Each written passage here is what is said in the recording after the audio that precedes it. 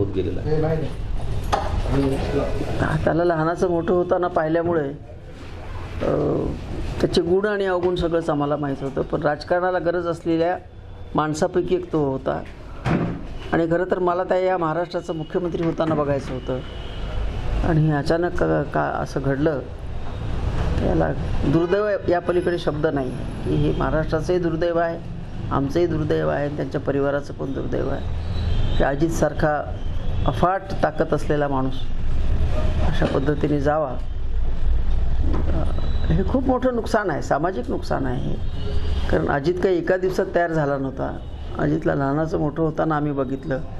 अजित पवारसाहेबांच्या ट्रेनिंगमध्ये मोठा झालेला मुलगा होता. आणि एवढ्या अफाट शक्तीचा मुलगा फक्त शरद पवारांच्या घरात असू शकतो असं मला वाटतं. तुम्ही सोबत राहिले, काम केलेलं आहे, काही आठवणी, जुन्या आठवणी? अजितच्या सोबतच्या जास्त आठवणी यासाठी देऊ शकत नाही. एकदा तर खूप कमी बोलायचं आणि वडील माणसांच्या समोर तर बसायचा सुद्धा नाही. माझ्या शेजारी कधीच बसला नाही तो. असं बाजूला बसायचा, समोरला बसायचा. भयंकर आदराने वागायचा म्हणजे. आणि ते भयंकर आदराने वागण्यामध्ये मग त्याच्याशी गप्पा बिप्पा कधी फार होत नव्हत्या. कामापुरतं बोलायचा, फटाफट बोलायचा आणि फटाफट निघून जायचा. त्याच्यामुळे त्याचा प्रदीर्घ सहवास त्याच्या पत्नीला सुद्धा लाभला की नाही याची शंका आहे मला. कारण तो इतका कामात असायचा, भयानक कामाचा वेळ. मग त्याला विचारायची, आजी तू झोपतो की नाही रात्रीच्या? झोपतो ना ताई म्हणे, 4-5 तास झोपतो.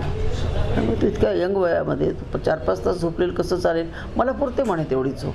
एवढंच बोलायचं. आणि इथं नांदेडला आला की माझ्या घरीच इथं अंगणातच जेवायचा. त्याला नॉनव्हेजचं भयानक शौक. तो म्हणायचं की नाही तुमच्याकडे चिकन फार चांगलं बनवतो, आमचा रमेश चिकन खूप चांगलं बनवतो. म्हणलं मी तर व्हेजिटेरियन आहे, कसं बनवतो काय माहीत नाही. नाही खूप छान करतो. आणि खूप असं त्याला मनापासून जेवायचा. आणि मग राजकारण, दोनच व्यसनं होती त्याला, उत्तम जेवणे आणि उत्तम काम करणे.